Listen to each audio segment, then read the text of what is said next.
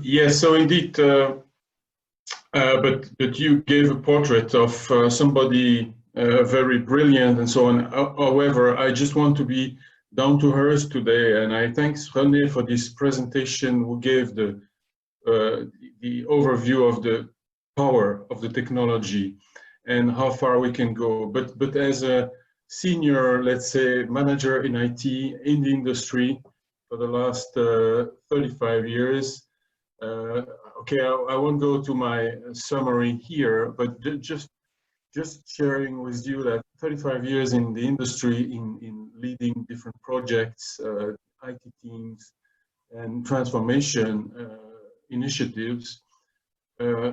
Throughout this time, I always remember the difficulty it was to convince investors, convince the executive board to invest any penny into true breakthrough innovation concepts and go for trying really out of the box concepts to transform the processes in the industry. Most of IT is cost cutting, is efficiency of processes, productivity, and implementing an ERP, for instance, I did several times, but we all agree that sending an invoice to a customer is everything but a breakthrough in terms of market share and business opportunities, right?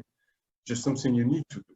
So here, what I wanted to bring is a down-to-earth understanding, or at least my own understanding and feeling about how this new augmented reality technology can be applicable in our day-to-day industrial shop floor reality, warehouse reality, customer service, customer satisfaction environment.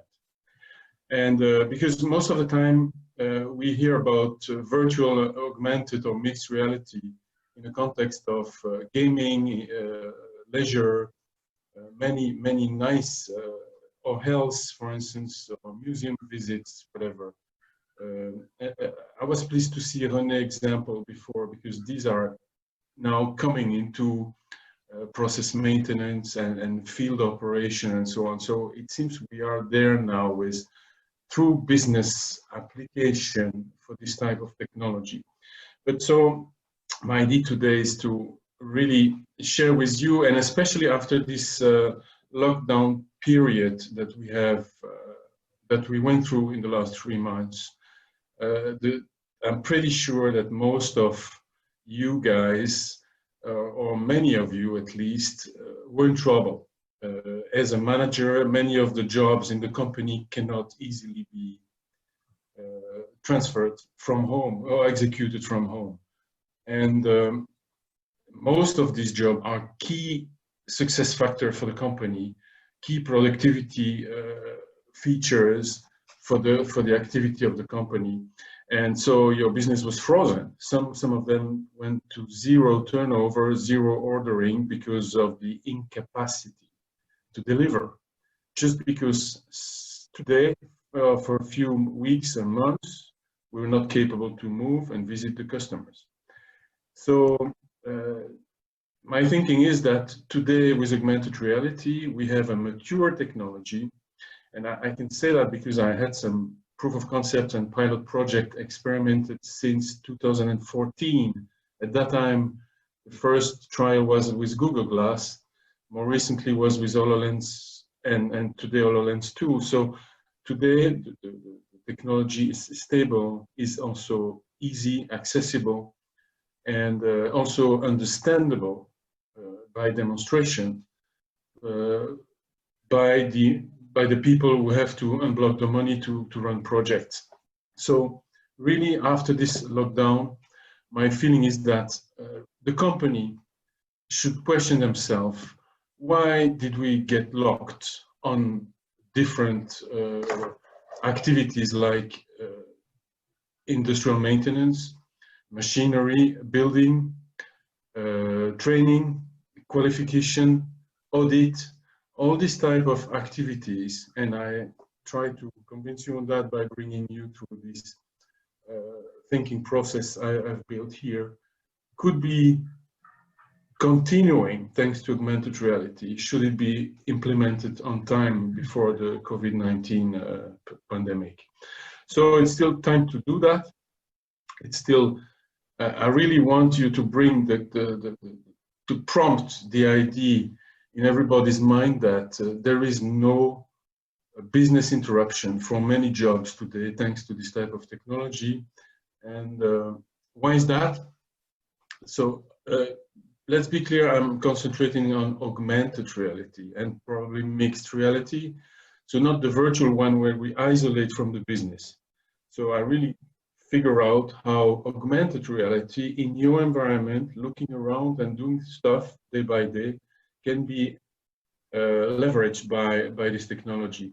And here are a few key arguments that to me are obvious when coming to this augmented reality in industry process.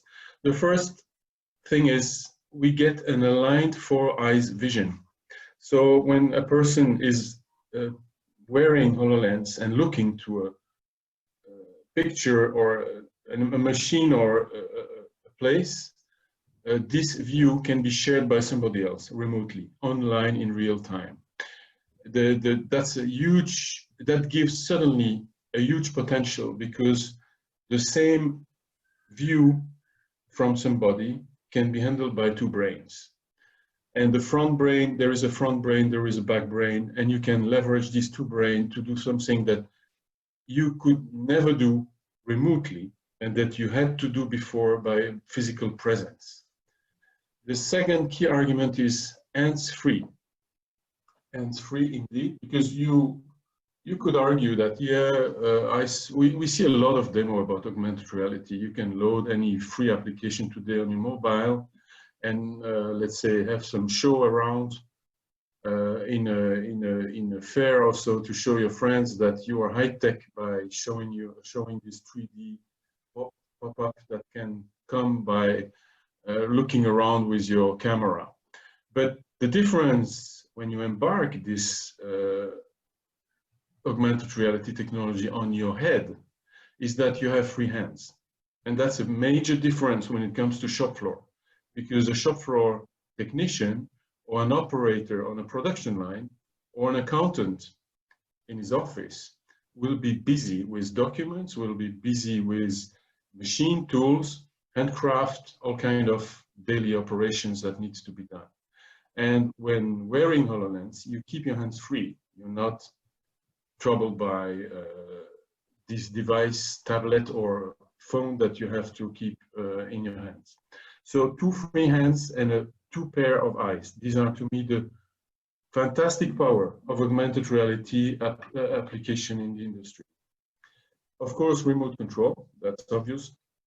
Mainly, I think the first application for augmented reality will be online remote control. So I will bring you to one use case I've built, or at least one suggestion of challenging idea about augmented reality application where this online remote added value of having two persons in the same time virtually together in one place is a huge potential for the 3D augmented reality. In this picture you can see that. So we saw many examples from René live demo.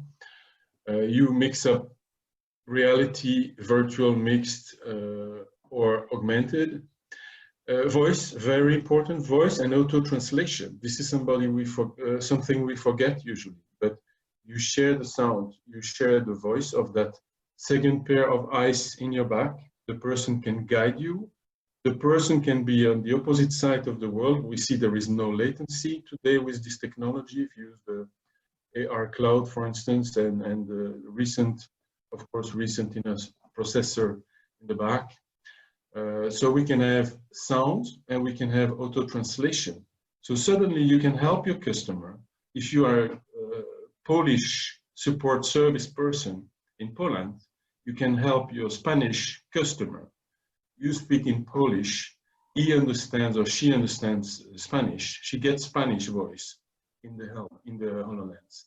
So suddenly the barriers, the physical barriers, but also the frequency and the voice can be adapted so that you get a universal way to act remotely for your customer in real time. And the last one is also important. That was a problem in the early versions of the tools we can find on the market. But today, for instance, Microsoft HoloLens today has fixed that. You can wear the helmet, you can wear the HoloLens on your head together with any safety equipment. So if you are responsible for a workplace and you have to wear a helm in a workplace, you can wear your glasses, AR glasses, together with your helm and equipment. There is full compatibility, and you can even buy a helm with embedded augmented reality screens onto it and equipment onto it. So these are 9 or 10 bullets about the key arguments that makes AR effective in real life in our industry today. And the key important one for me is the 4 eyes vision and hands-free, plus maybe the auto translation and voice. Okay, so then based on these 4 eyes and a real-time collaboration in a 4 eyes mode, I have tried to figure out different business processes where we could imagine that indeed COVID pandemic has been impacted heavily, and how augmented reality could have prevented this business interruption and help to provide business continuity instead. So the main area I'm focusing on here is what I call 4 eyes control. So when you need 2 mans on a process, either for legal reason, the first one, for instance, financial audit is typical.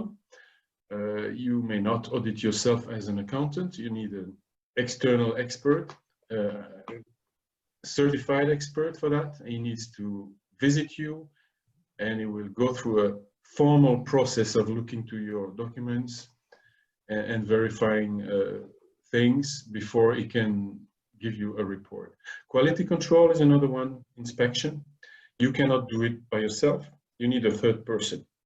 Well, with augmented reality, this third person may not necessarily need to be next to you. You can have a trusted relationship built through this augmented reality technology so that you effectively have 2 persons, but one is distant, the other is on site. Eventually, this person on site is not skilled enough to do the job, but who cares? Because thanks to augmented reality, you see the same thing on the same time, at the same time. You can make sure this person is not cheating around with the camera, doing other things while taking a movie for you as a controller. You look to the same area that the person is looking to. You have the 2 hands of the person under control. You can take any evidence, flashing picture, taking video, recording the logging of all operations and all voice exchanges you do with the person. So you can enrich this frame of vision with augmented reality picture for the person to help and so on. So I hope you understand this way that for this 4 eyes control with necessarily remote on-site presence, this virtual presence can replace or compensate the trust or build the trust that is needed to have effective auditing and quality control or inspection that can be certified and accepted by the authorities as the classic one of being physically present. Certification, companies doing certification on ISO 9001 or 27000, you name it, certification needs physical presence, but that's no longer the case. With augmented reality, you can have your certification partner visiting you virtually. He will just follow the instruction. He will check everything he needs to check. He will interview the person. He will capture the evidence, build the report, and send you eventually the certification at the end. I would even go to pharma. You know, if some of you are from the pharma industry, this GXP, good manufacturing practices you have to respect.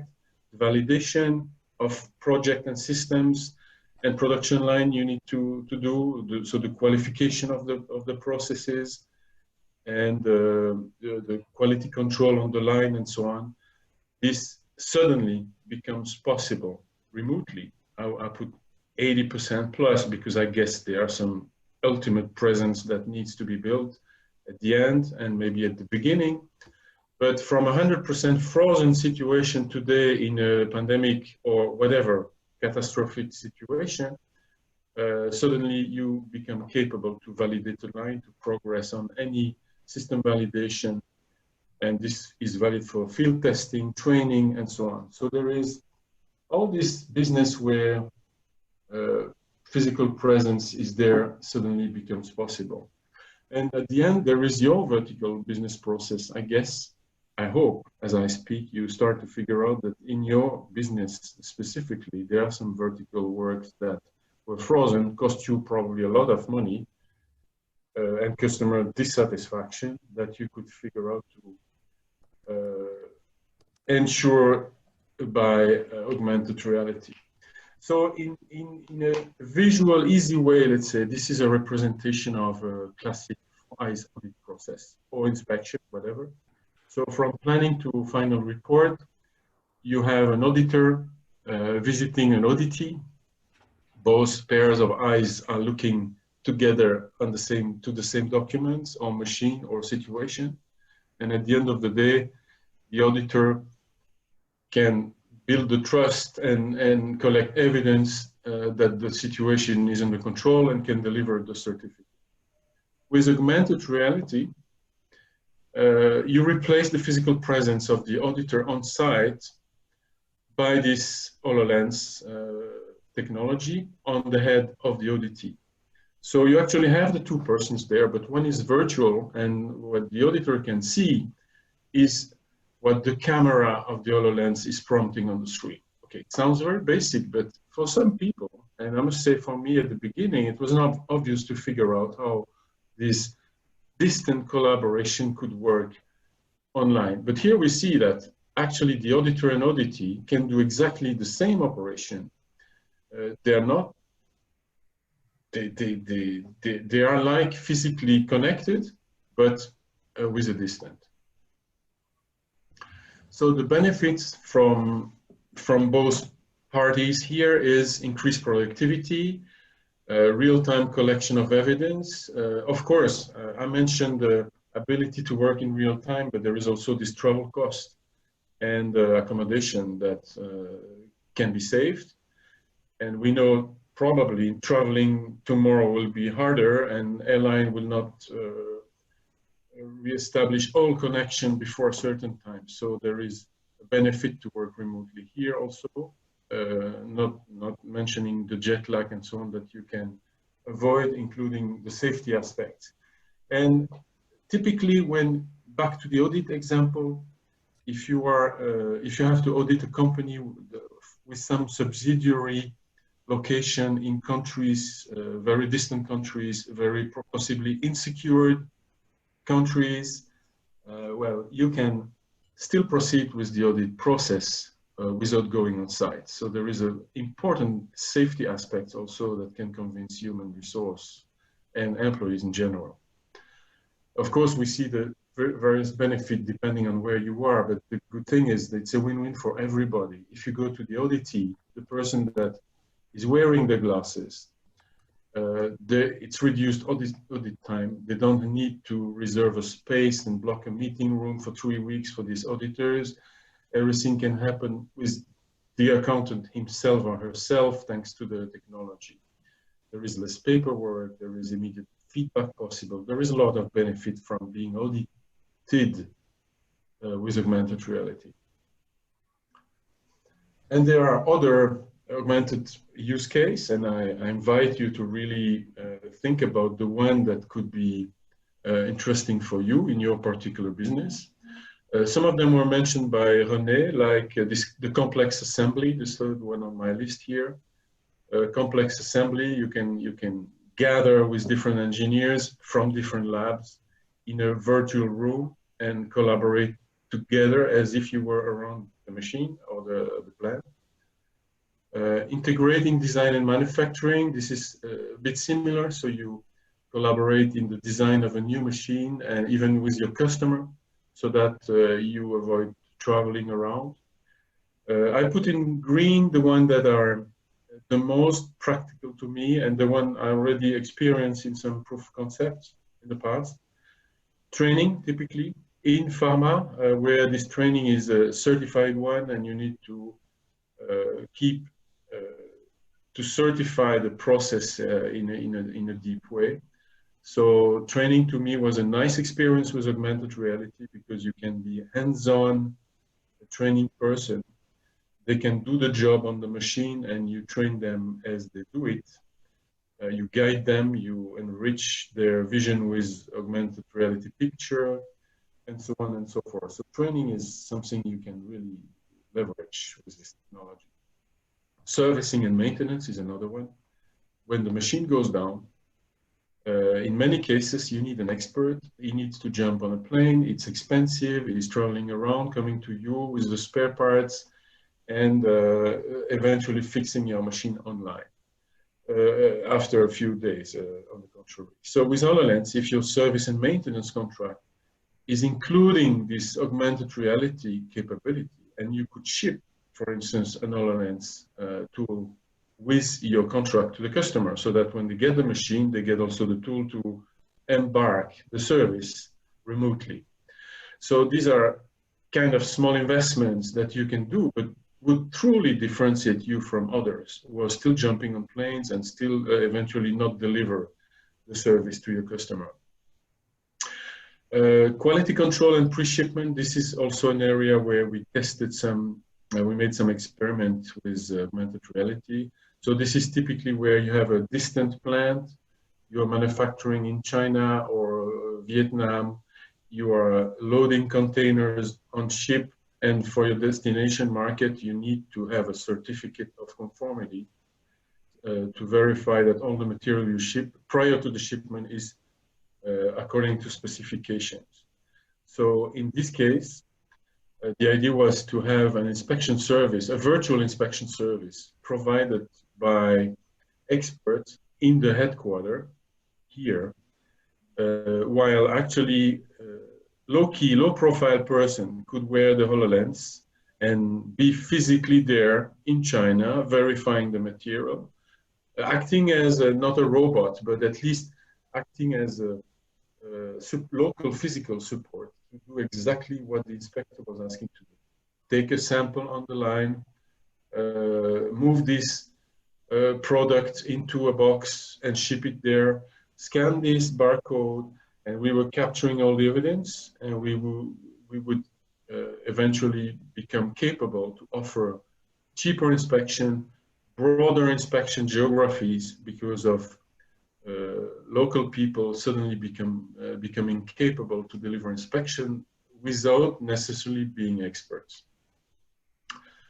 The last one, the last green one, controlled borders, is something that is surprising to me. And I checked with the local police, by the way, and there is already a lot coming soon in that area, or if not yet existing. At least it exists in fixed camera on the roads. But the idea is that augmented reality could help inspectors on the road, agents, police agents, border, custom administration officers, checking the side road and the border, passing borders, looking to the cars, and with OCR embedded in the augmented reality, you detect simply, you read the plate of the cars as they pass, and you get alerts about insurance default, driving license default, stolen cars, illegal export of material, whatever. So there is a lot of leverage we can bring to inspections thanks to augmented reality, and it wouldn't cost that much. So there are hundreds of these 4 eyes control and free hands context in industry that can be automated and optimized with augmented reality. I have to speed up, I guess, at each 5 minutes, that's okay. So to be a success, that's another dimension that is very important to me. To be a success, I would really recommend to do small things first, because augmented reality is a third dimension that not everybody can catch in a second. So how do we bring a project to reality in an industrial context, especially, as I said earlier, in a context where most of IT is about cutting costs and going to the cloud and updating Windows version, whatever. Suddenly, if you come with augmented reality, they will really not be receptive from the beginning. So the idea is to have something very simple. I would start smart with a simple, measurable, achievable, focused objective that can be reached. And a plan, do, check, proof of concept development that can deliver in a very short period of time, like in 1 month. I would focus on one business process that was annoying the whole organization during this pandemic frozen shutdown period. So that would speak to everybody. In that respect, I would really invite you to think about revisiting your strategic plan and maybe move some priorities into augmented reality so that you can show as an IT leader that technology in some cases can make the difference. And I think it's time to trigger this type of initiatives for cheap money, prove that you can fix something that everybody was annoyed about. And then use it for a while, use this proof of concept when it's up and running to build trust and build understanding across the community of users so that people can really integrate that technology into the reality of their business. Because, you know, running a machine on a shop floor or an engineer organizing planning, production planning, is not necessarily a context where augmented reality would really pops in their mind as something easy and obvious. It takes time. So let it mature, let it grow, and once this is maturing enough, you can populate it to other processes, you can roll it out to other locations, whatever. And the last thing important, René was also focusing on that, anticipate risk, because it's easy to build a proof of concept for no money, almost, but I really insist that we should address the APIs, the authentication aspects, the encryption of exchanges and so on, in a way that you don't have to forget it later because you were not conscious about that. The more remote you work, the more risk you take from hacking and data malware perspective. So we better put it straight into the proof of concept as a dimension. So the idea is, think about one process area and propose to do a proof of concept. And this would cost like 20 man days. It's a 1 month project. We spent 2 days together to discover how HoloLens augmented reality could fit, what is the main pain point you had during the lockdown, and how AR could fix it.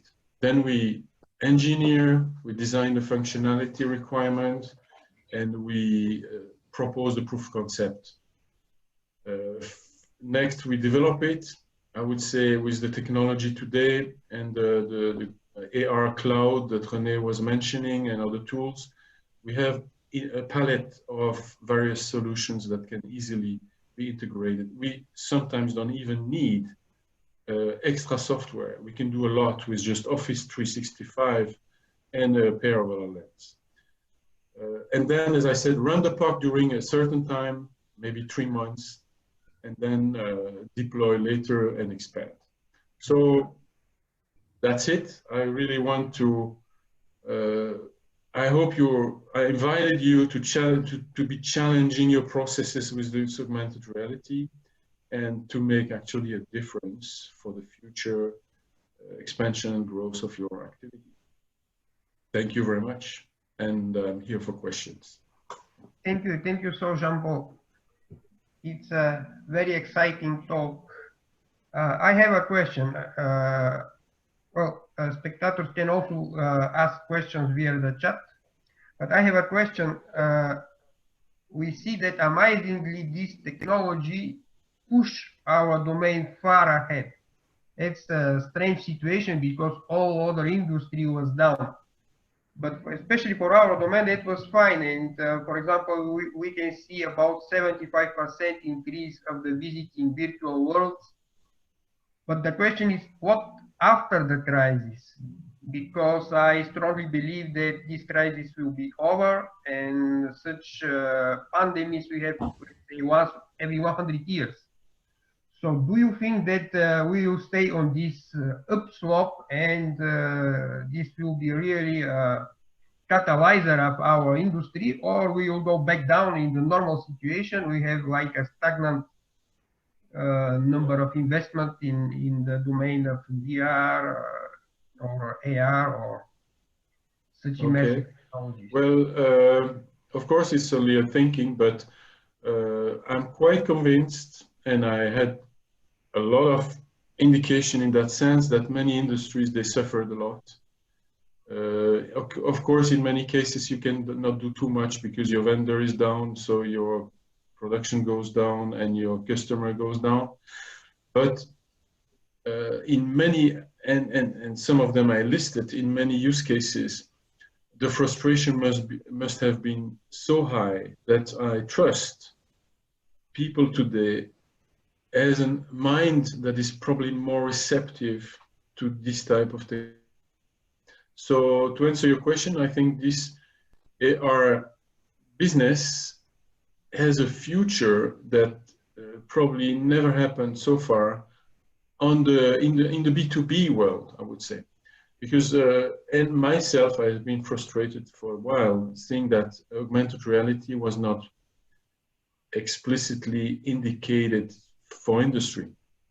I was, for a certain period of time, I felt like a lonely person pushing the idea that augmented reality might be a good idea for the industry, not only for tourism or leisure, sport, or gaming.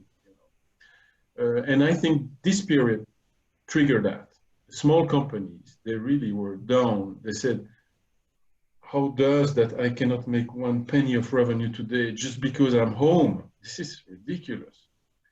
When you provide technical service to a person, you should be able to do it from home, right?